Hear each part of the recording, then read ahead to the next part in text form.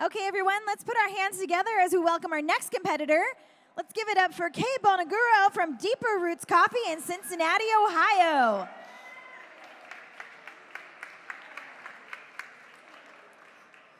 Hi. Hello. I like your shirt. Thank you. You're welcome. Hello. Hi. Hello.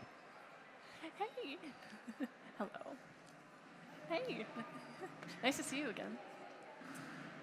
All right, Kay, as soon as your judges are settled, feel free to ask for your music to begin and call your start time. Can I actually have my mic cut for a second?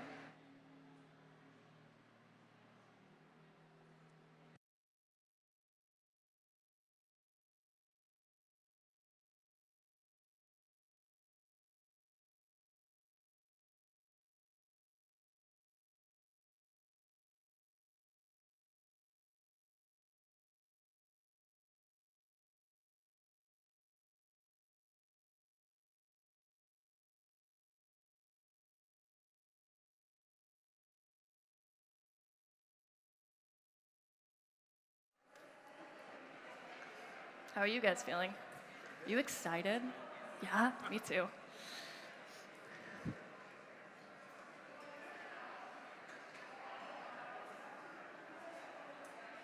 Can I just get started? Whenever? Okay. I'm really nervous. Can I get my music, please?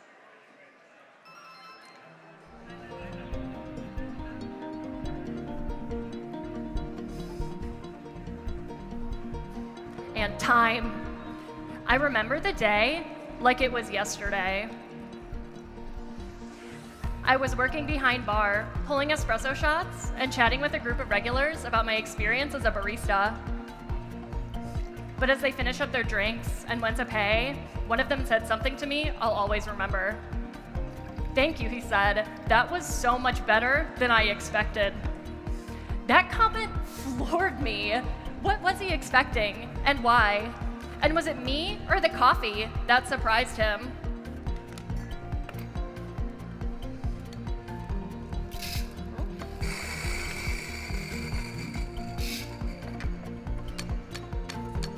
Today, my judges, I want to talk with you about expectations.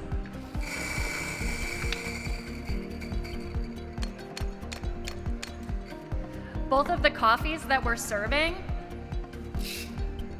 and of the people who are producing it.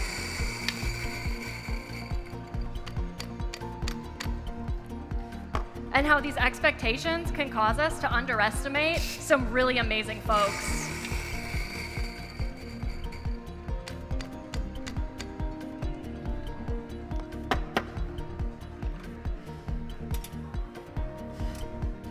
The coffee I'm sharing with you today is a naturally processed lot from the Kanini Farmers Association in the Kanini village in northern Rwanda. Although I was told that choosing to compete with this coffee might be risky, I ask you to suspend any preconceived notions you might have about what this coffee could or should taste like, as those can preclude us from experiencing any coffee to its fullest extent.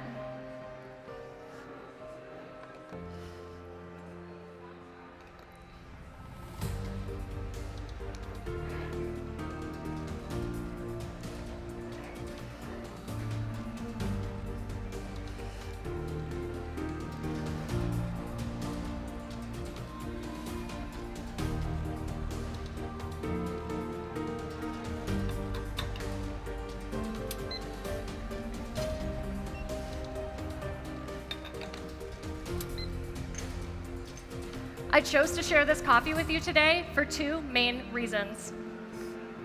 One, working with this coffee has forced me to recognize my own preconceptions of Rwandan coffee. And this has made me a better barista. Through recognizing my own preconceptions, I am able to work on unlearning my biases so that I can better meet a coffee where it is, as opposed to where I think it should be.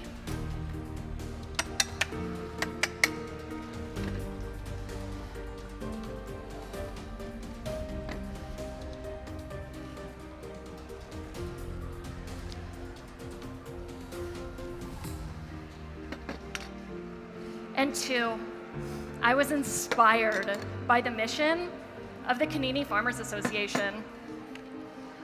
What started as a dream to build a school for the children of Eastern Rwanda soon blossomed into a collaborative effort to bring farmers the tools, resources, and education necessary to grow specialty coffee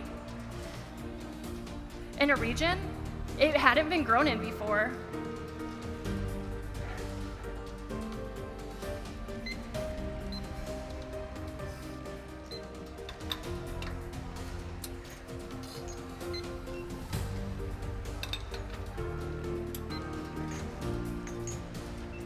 It was through this collaboration that the Kanini Farmers Association was able to produce an 87-point lot in its first year of production.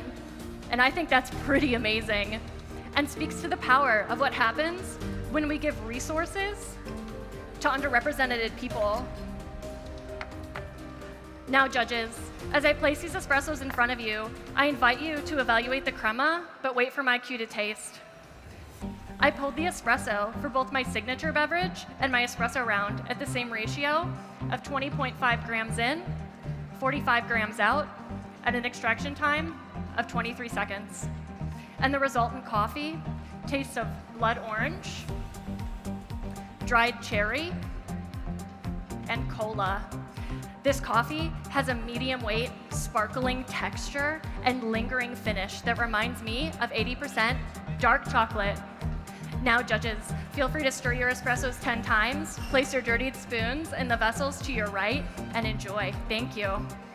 Let's put our hands together for Kay's espresso round.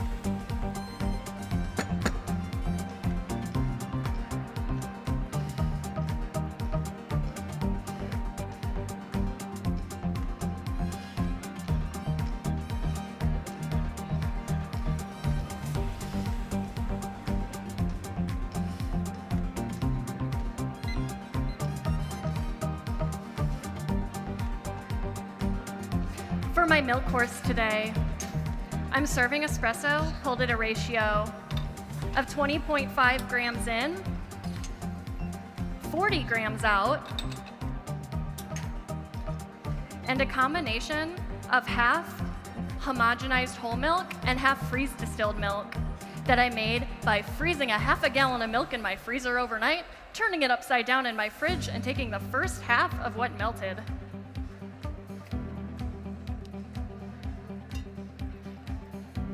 The result is a milk beverage that'll taste of date, the caramelization of a creme brulee, and chocolate malt on that third sip.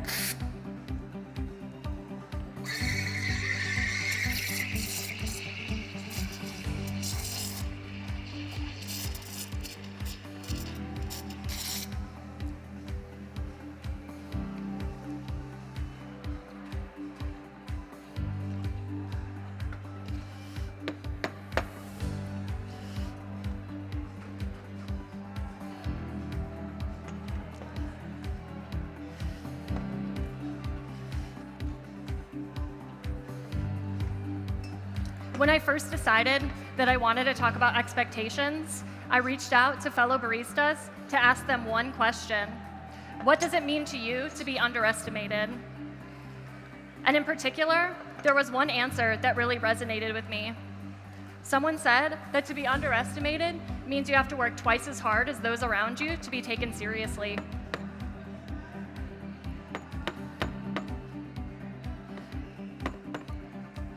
And that means, for those of us who feel underestimated and that we don't feel we fit others' expectations, we have to work to police our minds, bodies, and attitudes behind bar. I'm choosing to share this slightly disheartening information with you today because I know for a fact that there are people in this room who feel the frustration and exhaustion of being underestimated on a daily basis. Enjoy.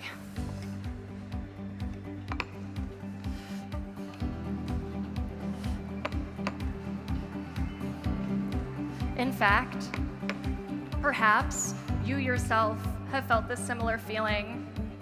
I know I have.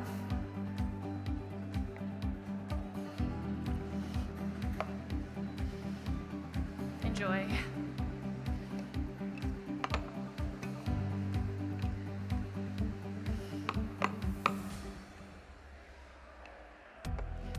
But regardless, I'm standing here before you on a national stage when I myself did not think I fit the expectations of what makes a barista competitor.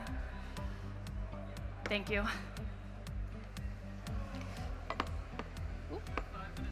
Thank you. I would not be here, however, if it weren't for the support of my community of glitter cats, led by T. Ben Fisher, who was decided that she was tired of the mold for the average barista competitor. And I'll be back to talk about that shortly. Enjoy.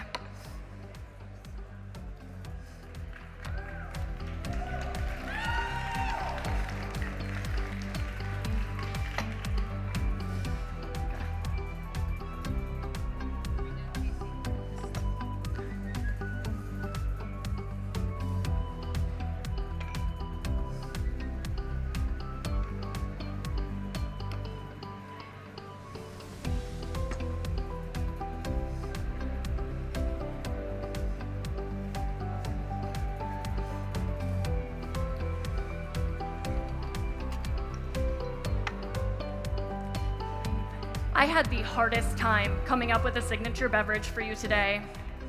It was something I had never done and that I found to be incredibly daunting. But through the support and collaboration of GlitterCat, I was able to define my own expectations and come up with a beverage I'm truly excited to share with you today. First, my espresso has been chilling in an ice bath to bring out those sweet citrus notes that drew me to this coffee in the first place. Next, I am adding 15 grams of a cinnamon simple syrup that I made by infusing 7 cinnamon sticks with equal parts cane sugar and water. The cinnamon simple syrup will react with those notes of cola in my coffee to create an experience of pumpkin pie spice. Next, the sweet citrus notes inspired me to add 15 grams of freshly squeezed grapefruit juice. This grapefruit juice grounds the drink, adds a slight bitterness, and interacts with that sweet blood orange to create an experience of Meyer lemon. Lastly, the addition of an egg white and shaking heartily creates a thick, creamy texture. And the egg white interacts with those flavors of blood orange and dried cherry to create an experience similar to a cherry chocolate mousse. Now, I'm going to shake this for about 10 seconds. Feel free to consult the menus for a, summary of what we just talked about, and I'll be right back. Hopefully I don't spill this on myself.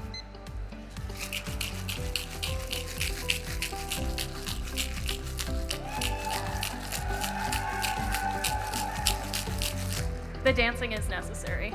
It's part of my Sig Bev.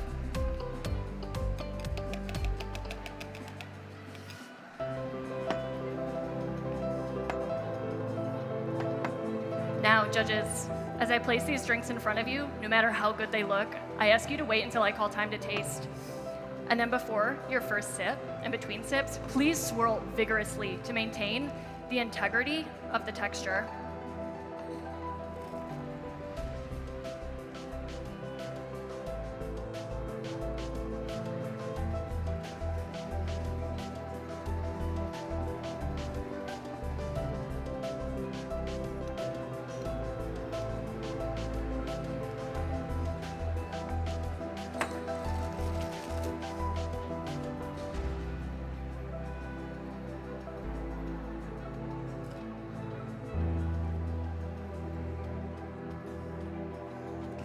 Lastly, I am choosing to express a chunk of navel orange peel over each drink. What this does is adds complexity and re-adds any aromatic that the egg white may have muddled. Thank you. And in total, like I said, the tasting notes for this drink are pumpkin pie spice, cherry chocolate mousse, and on that third sip, Meyer lemon. Now, judges, like I said, coming up with the signature beverage for you today was one of the hardest, yet most inspiring things I've done in my career as a barista. I learned to trust my own palate and define my own expectations of myself and my abilities. When I prepared for this weekend, I doubted a lot what I did to earn this spot because I didn't think I fit the mold of what makes a barista competitor. But through the support and love of those around me, I learned that the tides are changing and that any expectations of what makes a barista competitor are quickly changing. And I am so proud and humbled to be a part of that change. Thank you, time. All right, let's give it up for Kay. Come on over here, my friend.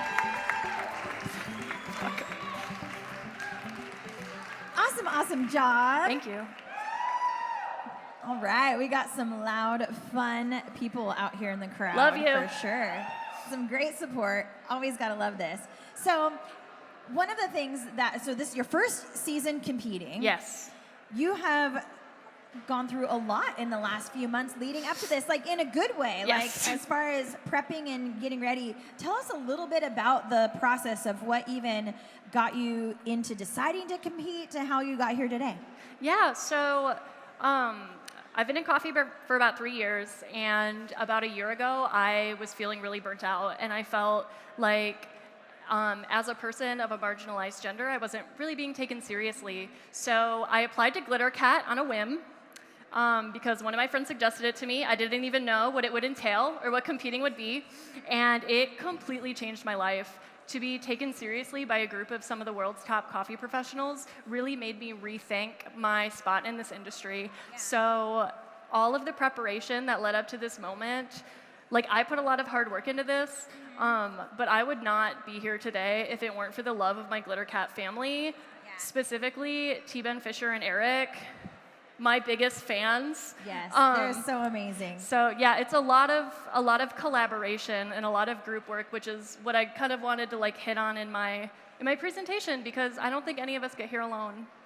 I totally agree, and at least I would hope that people don't get here alone, because that would be sad, right? It's hard. But it is, and it takes such a strong team of just love and support and people to get us here, you know? So.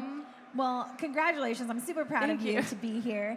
Let's give one more round of applause for Kay Bonaguro from Deeper Roots Coffee in Cincinnati, Ohio.